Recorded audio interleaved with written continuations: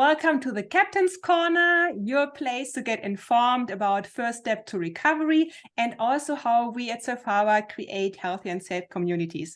I'm super excited that we continue our stories. We had over the last couple of weeks, we talked with agencies and with our outreach team was here and our social diversion team, and they shared many stories from the street. So today we are super excited to have a harbor light from our community here. His name is Dirk Heuer. Hi, Dirk. And also we have our captain here, Kath Hoffman. Good morning or good afternoon, wherever you are. Hey, and so I'm super excited that we continue our stories talk, because we don't only have stories from our team, but especially in the community. So I would love to hand it over to you, Kath and Dirk, and dive in and just talk about sharing and shining our light. Right on. Well, yes, and I'm really happy to have Dirk here this morning with us. And I've known about the light that Dirk has been shining, I think probably, if I'm not mistaken, his whole life. And I've heard lots about the different ways he's out there shining a light of love in some very dark places. So I'm really excited to have him come on and tell some of his stories, and hopefully encourage other people to do the same just by listening to those stories. So, Mr. Dirk, welcome to Captain's Corner. Thank you very much, Kath. I love to be here and share my stories. So it's great.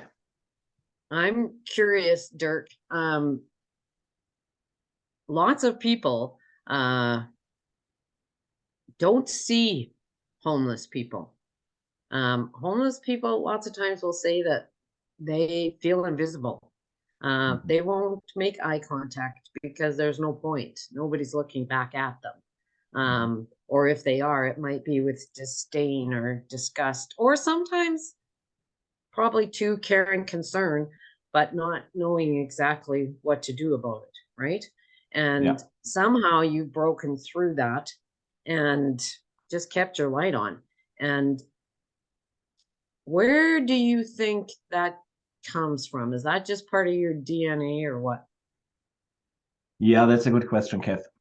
So when I look back, when I was a young boy and a teenager, I heard lots of stories from my parents, specifically from my dad. So my grandpa, I think he was in a good position. So he went to bring people that stranded at the main railway station, and so like travelers, they didn't know where to go and they missed the train, they missed their connection. So he brought them home. My grandma, so it was a family of 6 people, and so my grandma always would cook more because she would assume that tonight we have some extra guests. But he also took care of obviously homeless people that didn't have a vision, that didn't have a place to go, so they could stay a day, 2 days, and so I heard these stories, and I think that created kind of compassion for me because it made sense. So when I drive through the city or go through the city, Kath, I see homeless people every day. And then I look from my perspective, if I would be you, if I would be them, what would I do? How would I feel? And what you just said. So they may feel they are invisible. Nobody talks to them. Nobody really is interested in them. And I feel that I really want to make a change for them. So I see them all the time, and I feel for them. And you hear some arguments from people that don't see them and have really not nice things to say. But I think if you were in their shoes, it's not easy to just change your circumstances. Yeah. Yeah. Yeah, you're right about that, Dirk. It's hard because we just see the outside of people, when we look, we see the outside of them. But somehow you've looked inside, and not just looked, but have done little random acts of kindness on more than a few occasions. So do you remember the first time that you did that, where you just not only just saw them, but actually did something for them? Yeah, I think I had several occasions, and I guess my first one was when it was winter time, maybe 3 years ago, 4 years ago, when I walked Ross Street, and there was an obviously homeless woman, and I just left City Roast Cafe, and then I thought, I really like to invite her for a coffee. I didn't have the time for myself to sit with her, and I felt bad after that because I talked to her and said, I'd like to invite you for a coffee, but I don't have the time. So I opened the door for her again, gave her some money, and so she went in, and I guess she ordered a coffee. That was something. But I had situations. I went in the south here in Red Deer. There was a massage location. I went there, and on the sidewalk there was a obviously homeless guy. He pushed his cart, and the sidewalk wasn't cleared, so he had a hard time really to push. And I parked my vehicle. I went to him, talked to him, and he told me his story. He said all he wants is to go back to his family in Ontario, and so here he is. And I really felt bad, and I went to get my massage. And while I was laying there, I thought, oh, what do I do when I come out and he's still there? So I need to do something. And so it was, and I was a little bit anxious because I had all kinds of thoughts. Okay, how far do I want to support him? What can I even do? Just giving money is a lot of time, maybe not the solution. And well, I left this massage place, and there he was still. And I invited him to Five Guys, to some food, and I wanted to talk to him further. And I know my family was waiting for me for something, and but I thought it is important to me. So I drove to Five Guys, and he pushed his cart. So I think 20 minutes later, he was there as well. And he ordered what he wanted, and I think it was just a big size of fries. And then he told me his story a little bit, and I asked him, what is your biggest need? What do you want? And he told me, I really like to have a tent and some food. And so I let him sitting there because I think he was pretty cold. And so I went to Walmart, and surprisingly, in wintertime, they sold tents.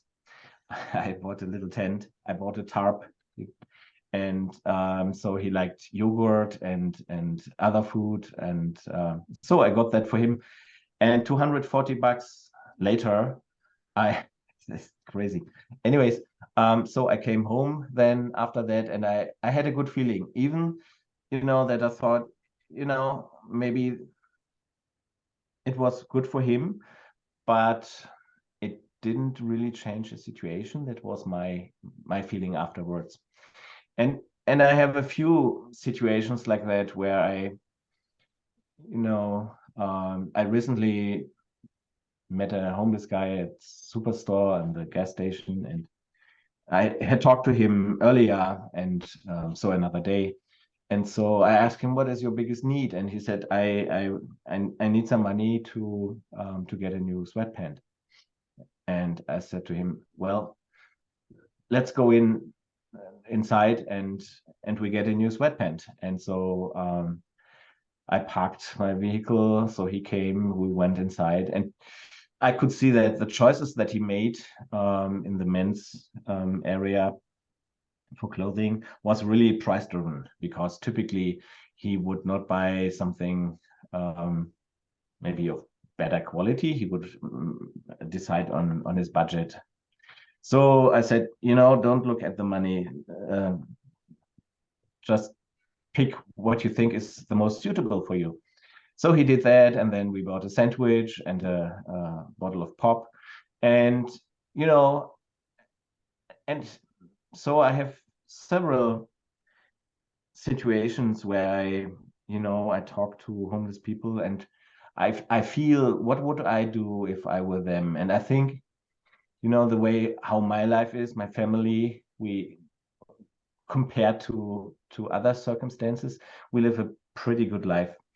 And you have to be so tough living on the street with no hope. You have no vision that next week everything has changed, right? So you go day for day, and it's all these things that we don't see. It's like your hygiene, your manicure, pedicure. It's like what you can eat, even if you get money. So what do? Maybe most likely you go to a fast food store. But when did you have last time something that you're really craving for? And the weather outside and the elements, and I really feel for them. Dirk, that statement you made about reflecting after, that you might have helped him in that moment, but it didn't really change his circumstance, right? That really speaks to me. And it would speak very loudly to the crew we have at the harbor and anybody else who's working on the front lines trying to support people. And it's something that I always try and impress on our staff at the harbor, because they come and they want to help this much, so much. There's so much need. There's so much that has to happen for someone to be able to get up and move out of that circumstance, right? So many things have to come to play. And the staff very soon recognize that they may want to help so much, but really they can only help this much. And that's kind of what you were saying. I could only help this much, but what we forget is the perspective from that person. So you might have felt that you only did that, but to that person, first of all, you saw them. Second of all, you recognize them as a fellow human being. Thirdly, you ask them what they would like. That's not something that they don't have a lot of choices. What they get fed, they get fed. What they get given for used clothing is what they get given. They might get a pair of socks, but they might not be new socks. May not be the socks they like, or the underwear, or whatever. They don't get to make a choice, rarely. Yeah. So that little bit that you talk about is huge. And it is for us as humans, like I know what it feels like to have someone see us and hear us and stand beside us, sit together with us. What disappeared for that person in that moment of time that they were with you was shame. There you were, accepting where they were and asking, what would you like right now? Right? Mm-hmm. And giving it to them. Like, and Buddy was worried about the price of the sweatpants, and you're saying, no, don't worry. Pick the ones that make the most sense for your circumstance. Pick good heavy ones that'll keep you warm, or whatever it might have been, right? Yeah. So that's extraordinary. Yeah, and it might seem little, but it's much, much bigger than you and I can imagine. Because when we try and imagine what if that was me, we can't even begin to imagine. you know. And we talk about people on the street and they're vulnerable. You know, we had a conversation about vulnerability at Captain's Corner one week, and really how resilient they are. You know, Yeah. they are the most resilient. I always say if we have a big disaster, we got to go find all the people who've been homeless forever, because they know how to live with nothing. They have to teach us and help us, because we're all so wrapped up in everything we have. We wouldn't have a clue, right? Yes. Yes. And so you speak about that resilience too that they have. So there you are, Mr. Harbor Light, out there shining your light, spreading the love. And many people would say, you know, well, you're not going to give them money. They're just going to go buy booze or drugs with the money, or they're going to, you know, like, what's the matter with you? These people are choosing the life they're living. And you're enabling them, Dirk. You know, you bought that guy a tent. You're enabling him to have shelter. Yep. To stay out of the elements, right? What would you say to people who would accuse you of such things? I think I don't want to appear to be like a teacher, somebody who, you know, who judges. I think they are in a very certain situation, circumstances, and I really want to light up that moment or that day, depending on what it is. And I think that is so much more worth than telling them, you know, I give you $5, but don't buy any drugs, or but don't buy any booze if you get these little bottles. Because that's not my I can't do that. I think that's not right, because I don't live their life. And what I want to do is I want to make their situation better, and at least for that moment, or for the next hour, or maybe for the day, that at the end of the day they think about it and say, oh man, that was cool, or Yeah. you know. And so I don't, if somebody would approach me, as you said, with those arguments, Kev, I would yeah, I would, you know, I couldn't take those arguments on. So that's not why I do that. And I think, you know, I think we live in a Western society, and we are a very wealthy country. And to me, I think there should be certain basic rights, or a support network. And I'm aware that some people, maybe some people in the homeless community, maybe they don't want to, you know, associate with what would be offered to them. But I think there's still a lot that would appreciate if they would get the help and the support. And I think that's super important. How can I ignore it? I'm a human, and they are part of our community. And yeah. That's pretty cool. And I think you have children. Yeah, I have 2 girls. And yeah, so those children, when I think about how you came to see people, all people, you're passing that gift of light onto your children, and showing them how we love each other. And that's extraordinary in itself. Yeah. Yeah, I think as soon when we drive by, and I drive a lot, you know, they have certain activities, and picking them up after school, and then they have activities. And so we drive around a lot, and then of course we see homeless people, or people seem to be homeless. And I would give a comment. I would say, so do you see that? Now imagine if that would be you, and you know, it's so cold, and this is what you have, and you push your cart, and you know, the sidewalk isn't even shoveled. So how miserable. And so you have to think, okay, how do you even survive that day? So where do you go? and of course you have certain human needs, like you need to use a washroom, or you're really cold, or in the summertime you could see lots, it is so hot. And so I would give a comment, and I think yeah, I think my girls are kind of sensitive to that, and mention themselves if they see something already, and of course that makes me happy, because I Yes. feel they are humans that have a compassion or empathy. Yeah. Well, and I find kids are much more open to that.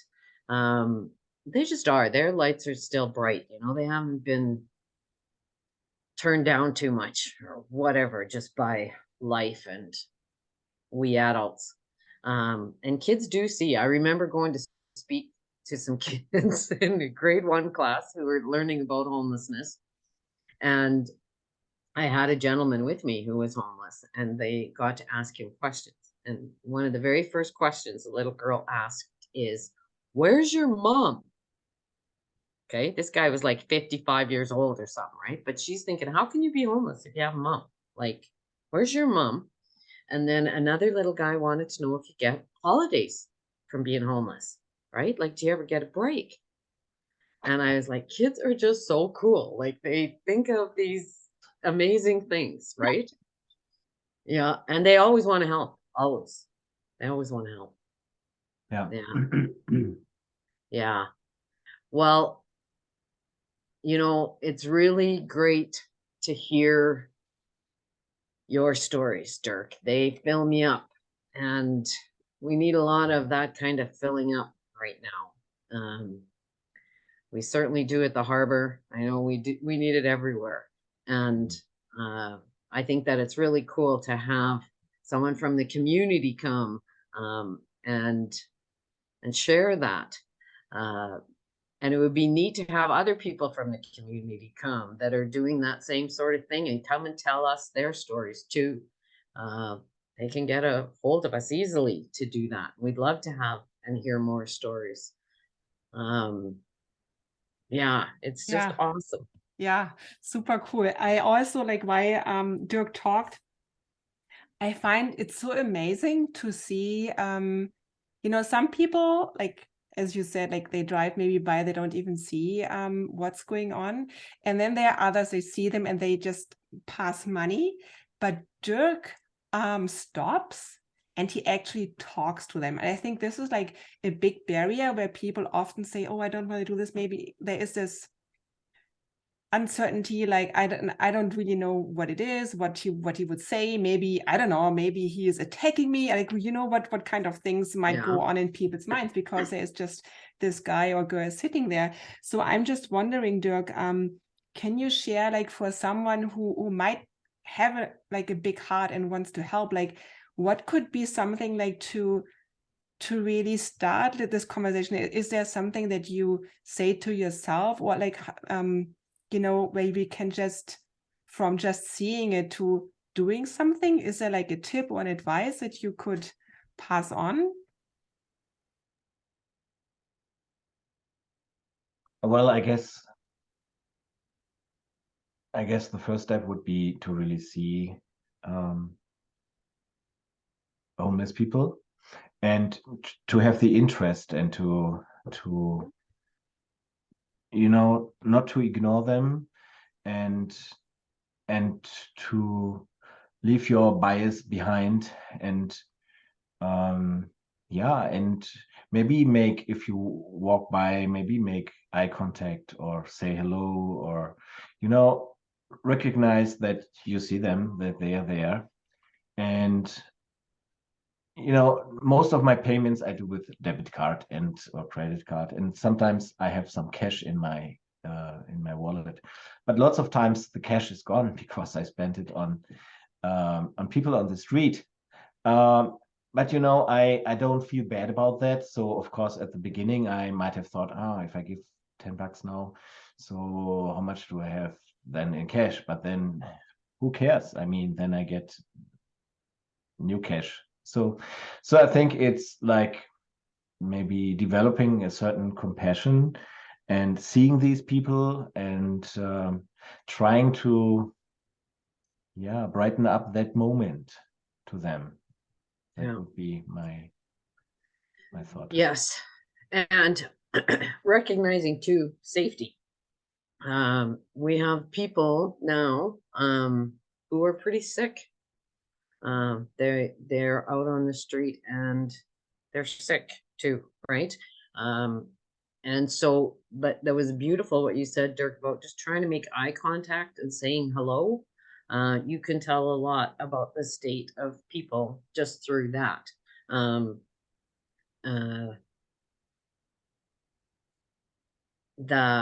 I know when I am out and I see people, and especially there's so many now I don't know anymore. I used to know so many, but as a captain, I'm not on the curb nearly as much as I would like. But so when I do that,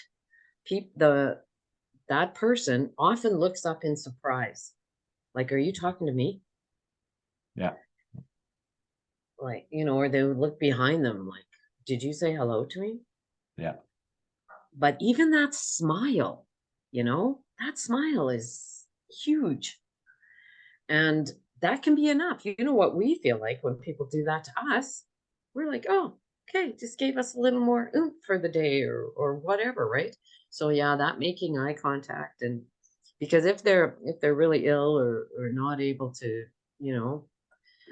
converse, you'll know that right off the ticket. Typically too by their behaviors ahead of time and stuff. But yeah, that smile can do everything. Yeah, it can. Connection.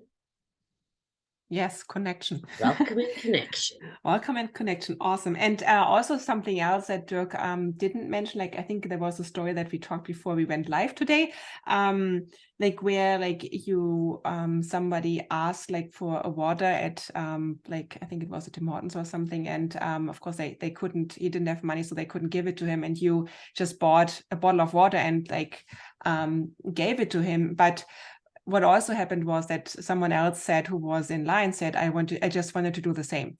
And, there's always people watching. Maybe it's the kids, maybe it's like other people, like we always inspire others by those tiny actions. And it says always it's possible, like little things are there, and you can change like people, like maybe for an hour, maybe like for a minute, or like what I really like when you said you light a day up, or you light up a moment. I think that's so beautiful. Yeah, it is beautiful. It gave me goosebumps all over.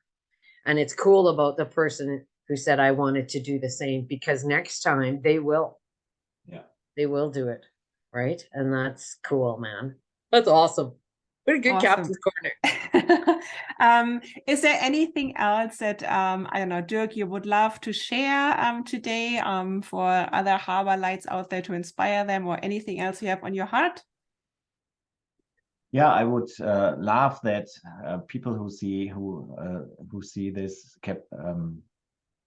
Captain's Corner to feel encouraged, and maybe they are on the fence of, I would like to help, but I feel uncomfortable. So really to feel encouraged and to start seeing people on the street, and to make a step towards recognizing them and giving them the feeling, I see you, and you are part of our community.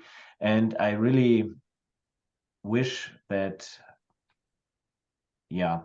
people get encouraged, because homeless people, they are part of our community, so we can't ignore them. And just sometimes with my thoughts, I move out of my body, and I look from the outside, and then I say, well, I'm living here in these circumstances and I'm doing fine. And so, but is it right to just ignore other people that that live on a super minimum, and they need to survive every day, and they have to be creative every day? And so I can't imagine for myself in being in these circumstances, because I feel you must be really tough and brave. So and I hope that people, that other community members that have a better life also connect to homeless people, and follow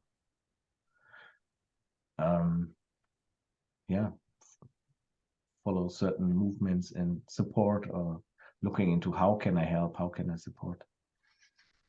Right on. Well, can you see this light shining on my face right now? I think it's coming all the way from you, Dirk. This light that's on the side of my face. Awesome. Yeah. Oh, Thank Dirk, you. that was awesome. Thank you so much for joining us today. And for our listeners, if you are watching the live today, or maybe later on the recording, if you know someone in our community that is shining their light so bright, and where you think like this story needs to be heard, please let us know.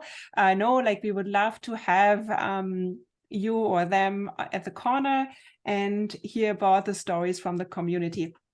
So with that, I would say thank you, Dirk, and Kath.